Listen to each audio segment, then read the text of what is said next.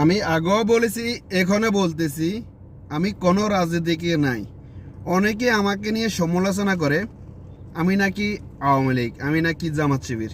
আসলে ভাই, আমি সত্যি কথা বলতে আমার পুরাটা পরিবার আওয়ামী লীগের সমর্থক, আওয়ামী লীগ করে। আমার বাবা আওয়ামী লীগের বর্তমান বিগত আওয়ামী লীগ সরকার আমলে উনি ইউনিয়ন আওয়ামী লীগের সর্বপ্রথম যুবলীগের সাধারণ সম্পাদক ছিলেন। এরপরে ইউনিয়ন আওয়ামী লীগের সাধারণ সম্পাদক হয়েছেন, প্রায় 13 বছর ছিলেন।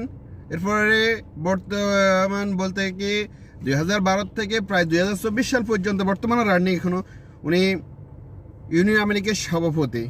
কিন্তু আমি ওনার ছেলে হিসাবে বলতেছি, আমি কোনো রাজনীতিকে অ্যাক্টিভ নয়। আমি নয় আওয়ামী লীগ, নয় যুবলীগ, ন জামাত শিবির, ন